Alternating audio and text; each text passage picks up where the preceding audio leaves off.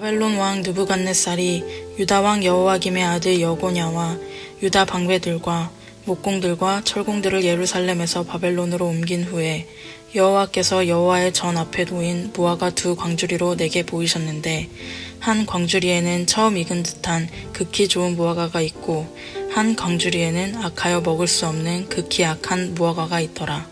여호와께서 내게 이르시되 예레미야야 내가 무엇을 보느냐. 내가 대답하되 무화과이온데 그 좋은 무화과는 극히 좋고 그 악한 것은 극히 악하여 먹을 수 없게 악하나이다. 여호와의 말씀이 또 내게 임하니라. 가라사대 이스라엘의 하나님 여호와가 이같이 말하노라.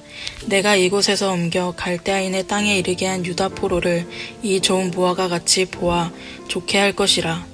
내가 그들을 돌아보아 좋게 하여 다시 이 땅으로 인도하고 세우고 헐지 아니하며 심고 뽑지 아니하겠고 내가 여호와인 줄 아는 마음을 그들에게 주어서 그들로 전심으로 내게 돌아오게 하리니 그들은 내 백성이 되겠고 나는 그들의 하나님이 되리라. 나 여호와가 이같이 말하노라. 내가 유다 왕 시드기야와 그 방백들과 예루살렘에 남은 자로서 이 땅에 남아있는 자와 애굽 땅에 거하는 자들을 이 악하여 먹을 수 없는 악한 무화과 같이 버리되 세상 모든 나라 중에 흩어서 그들로 환난을 당하게 할 것이며 또 그들로 내가 쫓아보낼 모든 곳에서 치욕을 당하게 하며 말거리가 되게 하며 조롱과 저주를 받게 할 것이며 내가 칼과 기근과 연병을 그들 중에 보내어 그들로 내가 그들과 그 열조에게 준 땅에서 멸절하기까지 이르게 하리라 하시니라.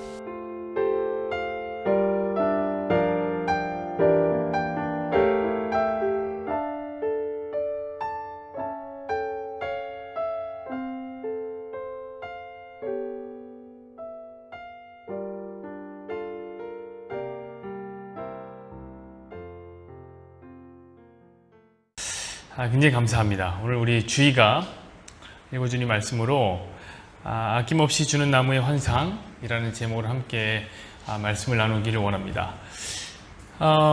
어렸을 때 저에게 뜨거운 감동을 주었던 책이 한 권이 있습니다. 바로 아낌없이 주는 나무라는 책이죠. 여러분 다 보셨죠? 이거 안 본 사람이 있나? 저는 어쩌면 이 책이 성경보다 더 많이 읽혀졌을 거라고 생각합니다. 왜냐하면 제가 성도들한테 다 물어봤어요. 이미 제가 그 통계를 갖고 말씀드리는 거예요. 그냥 던지는 얘기가 아니라고요. 생각보다 여러분 성경을 안 읽어본 사람은 정말 많아요. 정말 많아요. 물론 제가 여기서 드리는 말씀은 뭐냐면 완독이에요. 완독. 성경을 처음부터 끝까지 안 읽어본 그리스도인들이 생각보다 정말 많습니다. 그런 의미에서 분명히 아낌없이 주는 나무라는 책은요 성경보다 훨씬 더 많이 읽혀졌을 겁니다. 왜냐하면 이 책이 완독률이 정말 높습니다. 이유가 뭡니까? 굉장히 짧거든요. 굉장히 짧아요. 한 30페이지 정도 되나? 그러니까 놀라운 것은 그림을 합쳐서 30페이지예요. 그림 합쳐서. 그러니까 아무리 책 읽기 싫어하는 사람이라 해도 이 책만큼은 앉은 자리에서 그냥 다 읽어낼 수 있는 책입니다.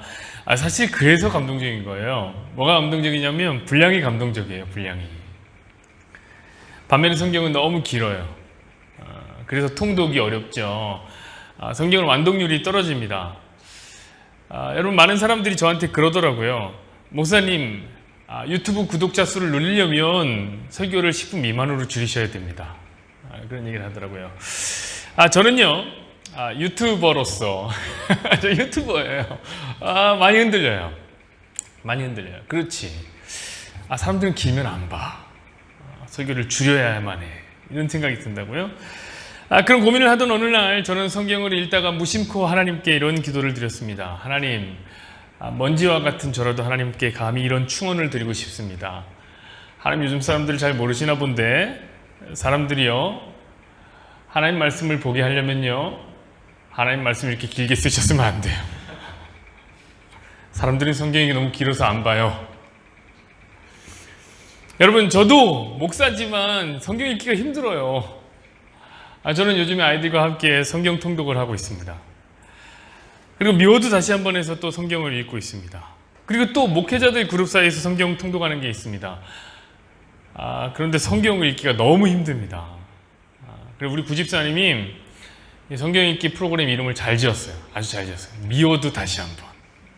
이게 얼마나 좋습니까, 여러분? 이것은 우리의 심경을 진짜 잘 대변하는 이름이라고 생각합니다. 이 이름은 바로 이런 거죠. 레위까지 성경을 읽다가 성경 읽기를 떠난 수많은 그리스도인을 향해서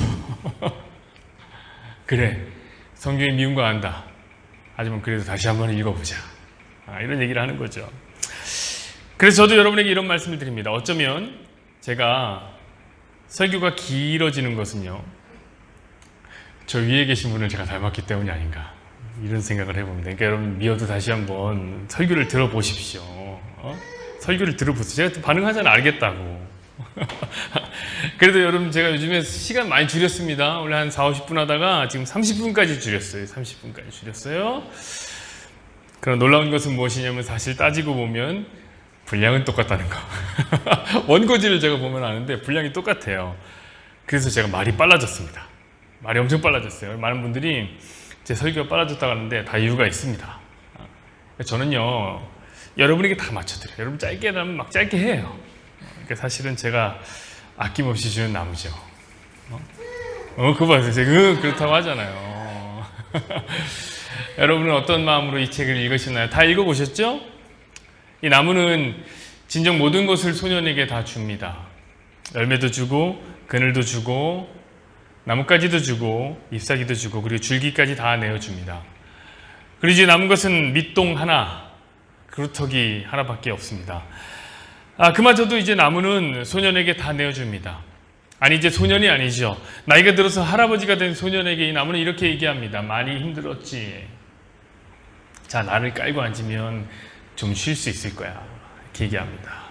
그러자 할아버지가 된 이 소년이 그 구루터기에 털썩 주저앉아서 쉼을 가집니다. 그리고 이어지는 감동적인 마지막 대사. 모든 것을 줄 수 있어서 나무는 행복했습니다. 감동적이죠? 여러분, 그래서 제가 나무가 되고 싶었다는 거 아니에요, 나무. 그래, 나도 예수님처럼 아낌없이 주는 나무가 되고 싶다. 나도 세상 떠날 때 이렇게 얘기하면 얼마나 좋을까? 우리 성도들에게 모든 것을 줄 수 있어서 안 목사는 참 행복했답니다. 이렇게 얘기할 수 있으면 얼마나 좋을까 생각이 들었습니다. 근데 여러분, 요즘은요, 생각이 많이 다릅니다.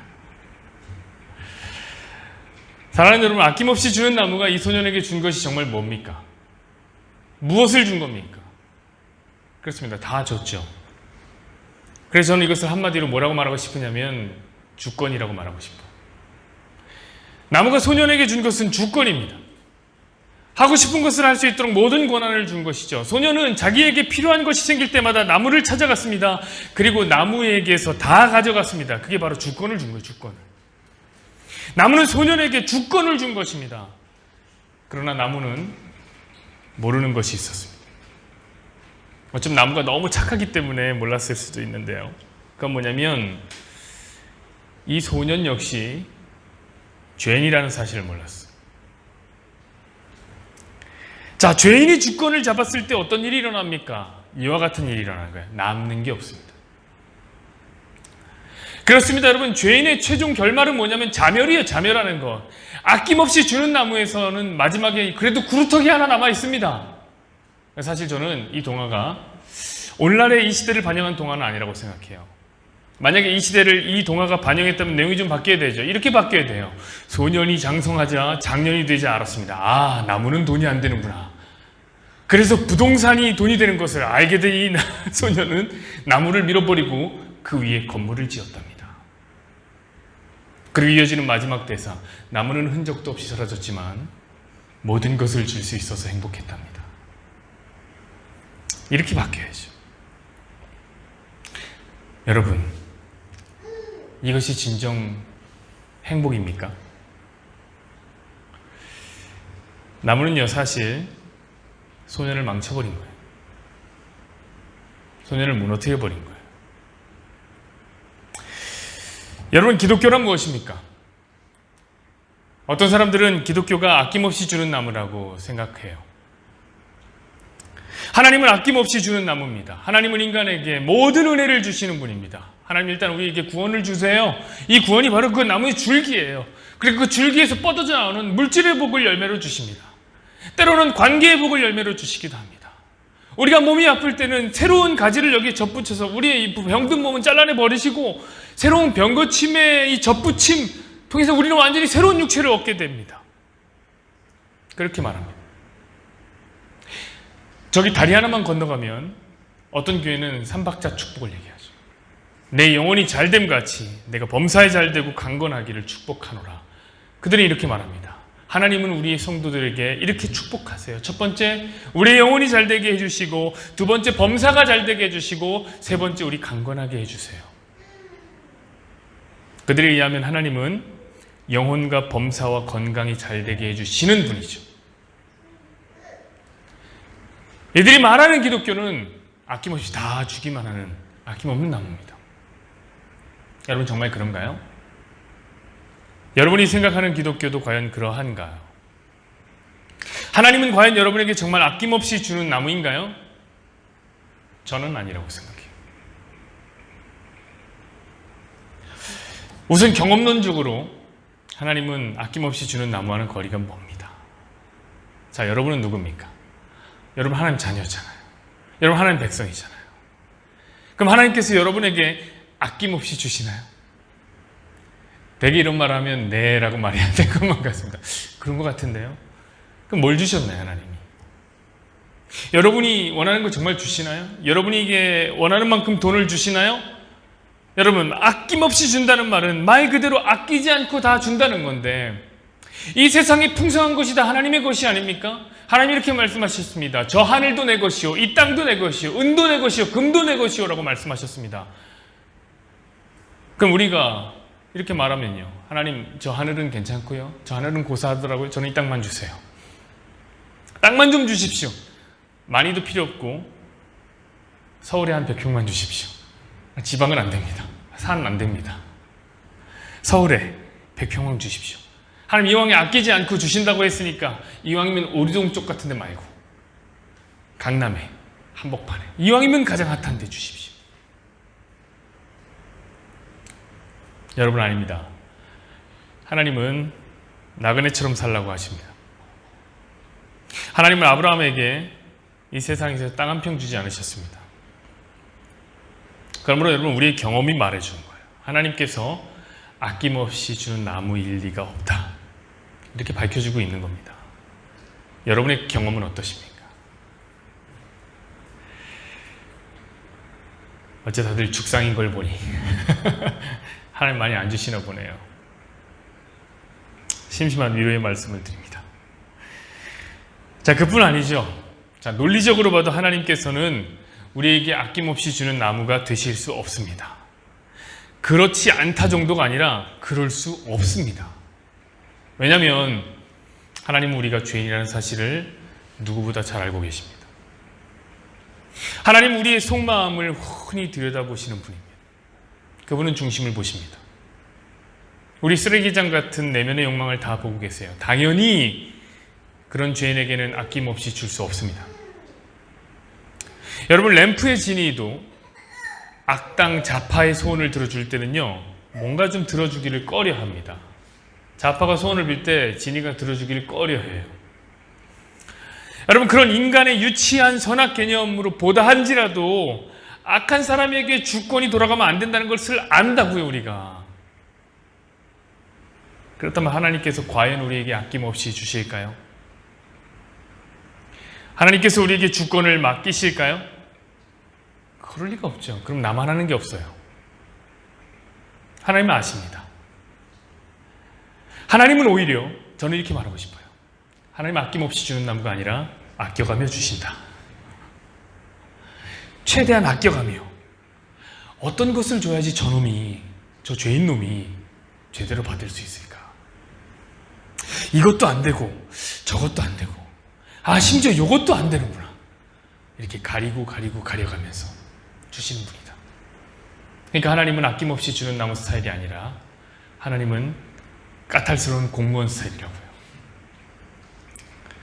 올해 코로나 시즌에 저희 아버지가 일이 많이 없어져서 용달을 하셨는데 개인 사업자를 팔았습니다. 말이 어렵게 해서 그렇죠. 망했다는 얘기입니다. 잘 됐어요. 어차피 아버지가 나이가 많은데 몸일하는 게 제가 마음이 많이 불편했거든요. 뭐 좋게 생각해야죠, 뭐. 그래서 이번에 실시하는 그 긴급재난지원금을 신청하려고 이제 하는데요. 제가 가서 동사무소 가서 그걸 봤는데, 이야, 쓰라는 게 어찌나 그렇게 많은지 너무 많은 거예요. 이 사람은, 이런 사람은 이래서 안 되고 저런 사람은 저래서 안 되고 가리내라고 서류가 한가득. 제가 그 서류를 다 준비하면서 그런 생각이 들었습니다. 그래, 우리 하나님이 우리에게 뭐 주고 싶을 때 이런 마음이겠구나. 그래, 이건 이놈의 죄성 때문에 안 되고 저건 저런 죄성 때문에 안 되고, 주고 싶은 건 정말 많은데 참 마음이 어렵구나. 여러분, 그래서 우리 하나님이 공무원 스타일이라고 제가 말씀드린 겁니다. 여러분, 하나님은 절대로 우리의 욕망대로 다 주시는, 아낌없이 주는 나무일 리가 없습니다. 그래서 오늘 제목이 그거예요. 아낌없이 주는 나무의 환상. 여러분, 아낌없이 주는 나무는 환상이에요. 우리 원한다고 하나님 다 주시지 않습니다. 오늘 본문을 보면 이런 하나님을 우리는 잘 알 수 있게 됩니다. 오늘 본문에 하나님은 예레미야에게 한 가지 환상을 보여주십니다. 이거 아낌없이 주는 나무의 환상이 아니라 어떤 환상이냐면 두 광주리를 보여주는 환상이에요. 그 두 광주리에는 무화과 열매가 있었습니다. 한 광주리에는 먹음직한 좋은 무화과가 있었고, 나머지 한 광주리에는 먹을 수 없는 나쁜 무화과 나무가 있었습니다. 하나님이 이 환상을 이렇게 해석해 주시는데 5절과 8절 한번 보시죠. 제가 읽어드릴게요. 이스라엘 하나님 여호와께서 이같이 말씀하시니라. 내가 이곳에서 옮겨 갈대아인의 땅에 이르게 한 유다 포로를 이 좋은 무화과 같이 잘 돌볼 것이라. 8절이요. 여호와께서 이와 같이 말씀하시니라. 내가 유다의 왕 시드기야와 그 고관들과 예루살렘의 남은 자로서 이 땅에 남아있는 자들과 애굽 땅에 사는 자들을 나빠서 먹을 수 없는 이 나쁜 무화과 같이 버리되. 여러분, 좋은 무화과는 무엇을 의미합니까? 갈대아인의 땅에 포로로 잡혀간 사람들. 그럼 나쁜 무화과는 누굽니까? 유다의 왕, 고관들, 가진 것이 많아 예루살렘을 떠날 수 없는 사람들. 여러분, 잘 생각해 보십시오. 이거 좀 이상하지 않습니까? 이게 반대로 얘기한 거 아니에요? 무엇이 좋은 무화과입니까? 포로입니까? 아니면 왕입니까? 여러분, 제가 갈대아가 무슨 뜻이라고 그랬습니까? 약탈이라는 뜻을 갖고 있다고 그랬어요. 그럼 무엇이 좋은 무화과입니까? 그 약탈자의 포로로 잡혀간 자입니까? 아니면 한 나라의 고관들입니까? 여러분, 가진 것이 없어서 이스라엘에서 사나 바벨론에서 사나 똑같아, 별 차이가 없어서 포로로, 제가 포로로 그냥 잡혀가겠습니다, 이렇게 자원하는 사람들이 좋은 무화과입니까? 아니면 가진 게 많아서 삶의 터전을 절대 버릴 수 없는 예루살렘에 남아있는 자가 좋은 무화과입니까? 여러분, 당연히 왕, 고관들, 그리고 가진 것이 많은 자가 좋은 무화과 아니에요? 그게 우리 생각이라고요. 근데 우리 하나님은 좀 생각이 다릅니다. 반대로 말씀하세요. 하나님은 바벨론의 포로로 잡혀간 자들이 좋은 무화과다. 내가 그들을 좋은 무화과로 돌볼 것이다 라고 말씀하세요. 여러분, 하나님 아무리 잘 돌보면 뭐합니까? 포로는 포로예요. 포로는 자유인이 될 수 없어요. 그런데 오늘 하나님의 뜻은 포로로 잡혀가는 거예요. 하나님은 포로들을 좋은 열매로 준비시킬 예정을 하시는 것입니다. 자, 이런 것을 한번 보시면 우리는 알게 됩니다. 뭘 아냐? 하나님 우리에게 반드시 우리가 원하는 것을 주시는 분은 아니구나. 여러분, 우리 중에 누가 포로가 되고 싶은 사람이 있습니까? 아마 그런 사람은 없을 거예요. 근데 하나님은 포로를 더 좋은 무화과로 돌보십니다. 또한 하나님은 우리에게 자유를 주시는 것에 뜻을 갖고 있지 않다라는 사실도 알게 됩니다. 여러분, 어떤 사람들은 그렇게 얘기해요. 하나님께서 인간에게 자유를 주시기 위해 이게 목적으로 있다고 생각해요. 이 땅에 하나님 아들도 보내고 구원운동을 시작했다고 말하는 사람들이 있습니다. 특히 이런 사람들은 누가복음의 말씀을 인용해서 말하는데, 이 말씀 누가복음 4장 18절 19절, 근데 이건 또 이사야의 말씀을 인용한 말씀이에요. 이렇게 써 있습니다. 주의 성령이 내게 임하셨으니 이는 가난한 자에게 복음을 전하게 하시려고 내게 기름을 부으시고 나를 보내사 포로된 자에게 자유를, 눈먼 자에게 다시 보게 함을 전파하며 눌린 자를 자유롭게 하며 주의 은혜의 해를 전파하게 하려 하심이라 하였더라. 이 사람들이 이렇게 얘기해. 하나님의 뜻이 이것이다. 억압된 인간에게 자유를 주는 것. 그래서 이런 사람들은 뭘 하냐면 해방운동을 합니다. 해방운동. 자유를 주는 해방운동. 특히 이런 사람들이 하는 신학을 뭐라 그러냐면 해방신학이라고 합니다. 어떤 느낌인지 아시겠죠? 어떤 느낌인지? 여러분, 우리나라도 바로 이 해방신학으로 복음이 처음 전파된 거예요. 왜냐하면 우리가 복음을 처음 받아들일 때 분위기가 어땠냐면 일본의 지배를 받고 있었기 때문에 그렇습니다. 그래서 해방을 위해서 기독교를 우리는 들여왔어요. 우리가 선택해서 들여온 거예요. 왜요? 성경을 보면 애굽에서 종살이 하던 이스라엘을 누가? 하나님께서 해방시켜줬다는 것이 기록되어 있기 때문에.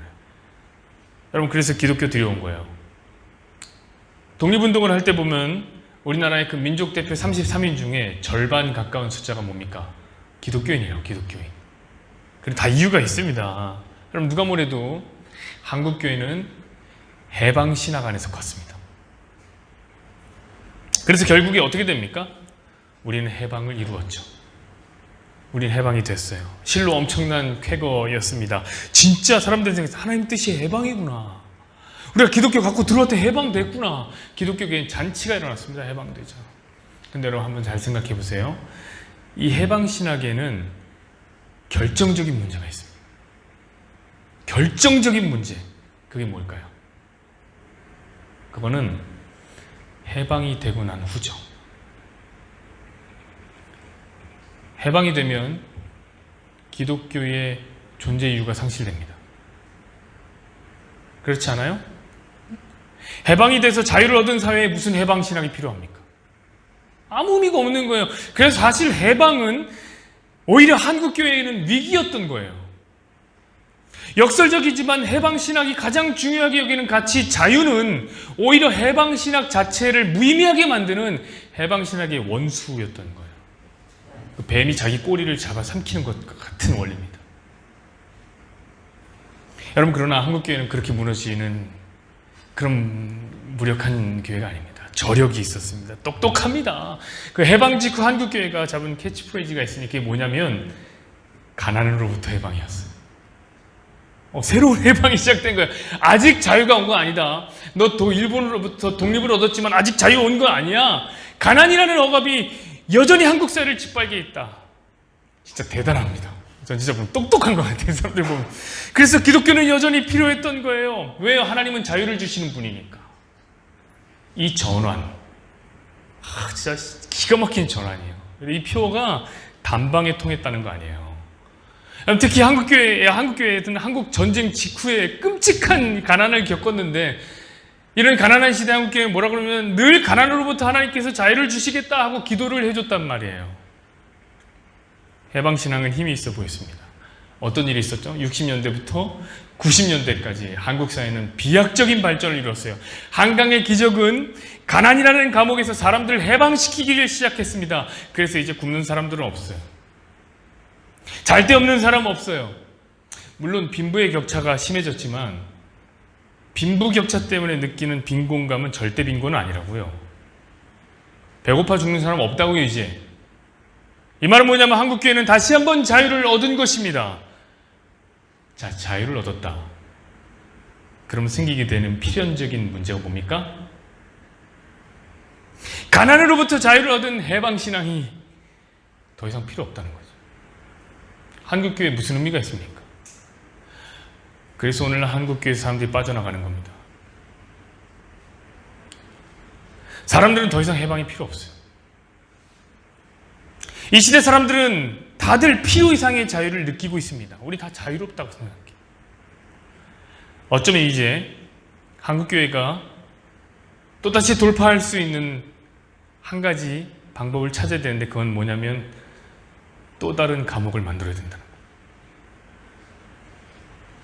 그러나 사랑하는 여러분, 저는요 이제 감옥 그만 만들었으면 좋겠습니다.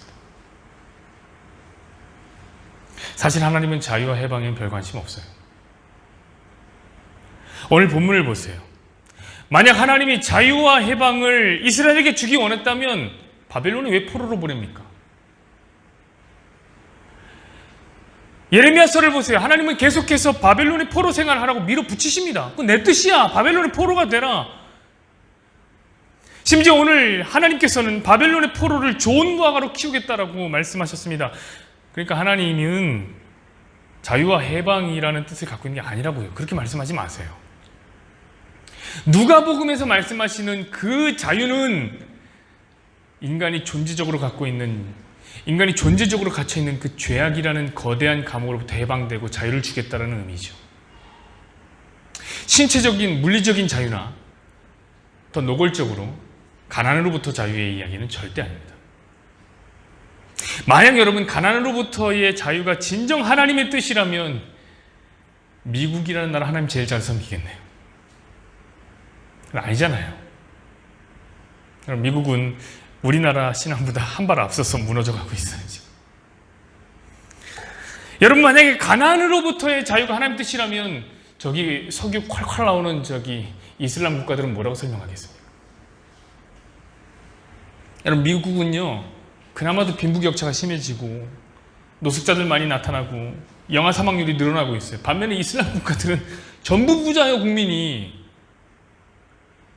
어떻게 설명할 거예요?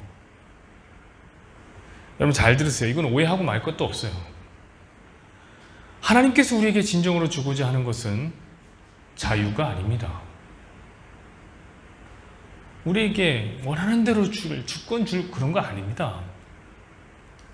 하나님께서 우리에게 주시고자 하는 것은 무엇이냐면 하나님만이 진정한 여호와인 줄을 깨닫게 만드는 마음, 우리에게 그거 주기 원해요. 7절 보실까요? 내가 여호와인 줄 아는 마음을 그들에게 주어서 그들이 전심으로 내게 돌아오게 하리니 그들은 내 백성이 되겠고 나는 그들의 하나님이 되리라. 여러분 하나님 마음 주시길 원해요. 하나님 마음을 주시겠다는 거예요. 어떤 마음? 하나님이 진짜 하나님이구나 이거 아는 마음. 여러분 마음을 주겠다는 말은 오히려 자유와는 거리가 먼 거 아닙니까?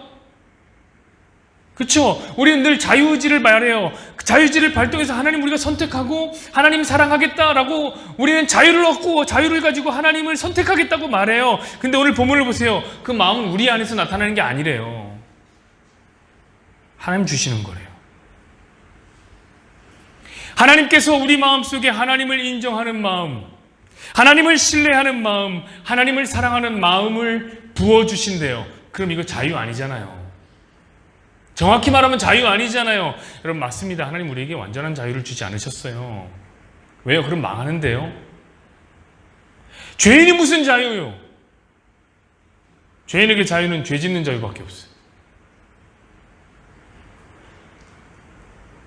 그런데 하나님께서 우리를 애굽에 종살이도 하게 하시고 거기서 해방도 시켜주시고 그리고 바로 광야라는 감옥에 또 때려 넣으시고 그리고 또 거기서 건져서 가나안에 넣으시고 거기서 또 건져서 다른 나라에 보내시고 이런 것들을 계속 반복하시면서 이 말은 뭡니까? 자유를 줬다 뺐었다 하면서 무엇을 말씀하시고 싶은 거예요? 주권이 우리에게 있는 것이 아니다. 주권이 하나님에게 있다. 이것을 인정하는 마음을 주는 거예요. 그분의 역사가 우리의 마음을 이렇게 움직이고 있습니다. 그래서 이런 인정을 하게 하는 거죠. 아, 내가 여호와가 아니구나. 사람들 다 자기가 여호와인 줄 알아서 살아요. 자기 다 하나님이래요. 인내천 내가 하나님이야. 내 마음대로 내 주권대로. 사람들은 자기가 주인 되어서 주권을 마음대로 흔드는데 아, 주권은 나에게 있는 게 아니구나. 하나님만이 나의 하나님이구나. 이것을 인정하는 마음을 주시기를 원하십니다. 여러분 그때 어떻게 됩니까? 성경 우리에게 이렇게 분명히 말합니다. 뭐라고 말합니까? 우리가 하나님께 돌아가 우리는 하나님의 백성이 되고 하나님은 우리의 하나님이 될 것이다. 여러분 이게 하나님 뜻입니다. 저는 이 시간 하나님께서 저와 여러분의 마음에 아낌없이 주는 나무의 환상을 치워버리시고 오늘 하나님이 주시기를 원하는 그 마음, 내가 여호와인 줄을 알게 하는 그 마음을 주시기만을 간절히 기도하겠습니다. 우리 함께 찬양하고 기도하시죠.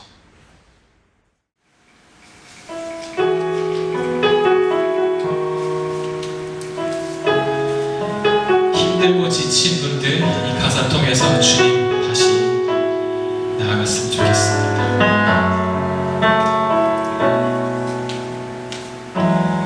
내가 사마리아에 가는 이유는 그곳에 울고 있었던 내가 있어서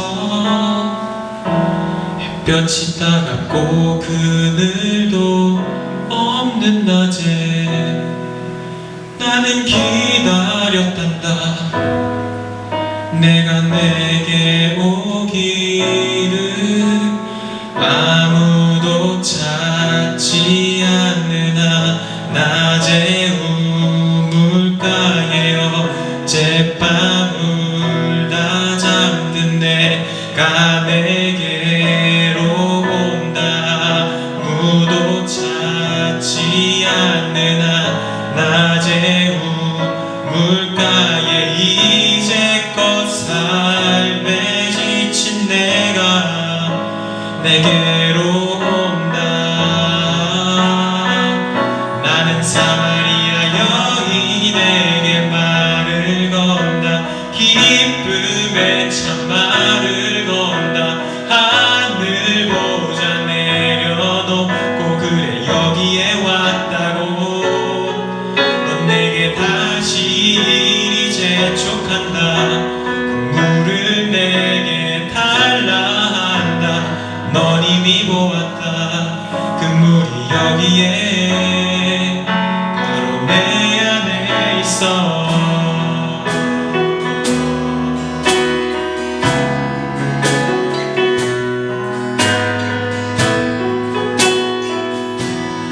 우리 다 같이 처음부터 사마리아 고백해 보겠습니다. 내가 사마리아에 가는 이유는 그곳에 울고 있었던 내가 있어서 햇볕이 따갑고 그늘도 없는 낮에 나는 기다렸단다. 내가 내게 오기를 아무도 찾지 않으나 낮에 우물가에 어젯밤 울다 잠든 내가 내게로 온다. 아무도 찾지 않으나 낮에 우물가에 이제껏 삶에 지친 내가 내게로 온다.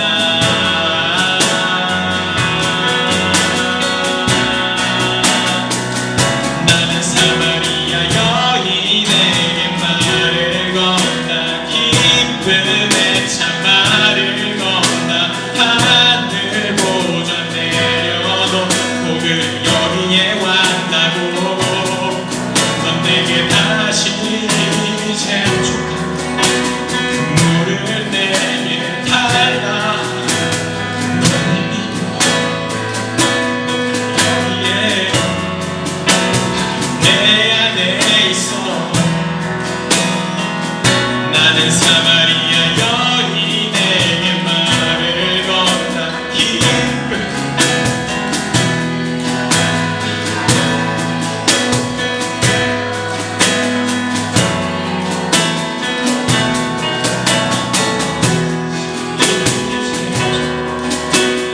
물을 내게 달라.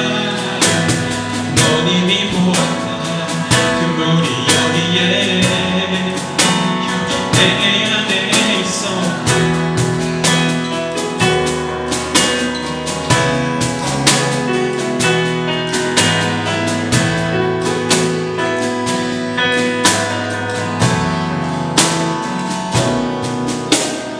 아무도 보지 않았던 내게 아무도 오지 않았던 내게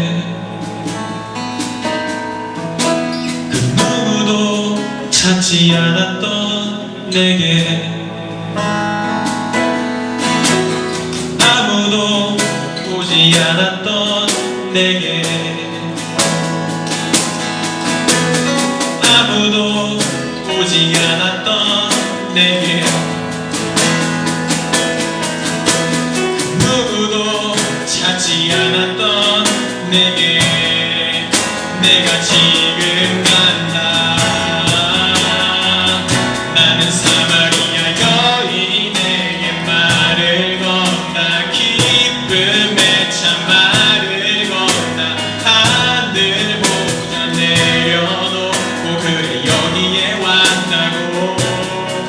넌 내게 다시 이리 재촉한다. 물을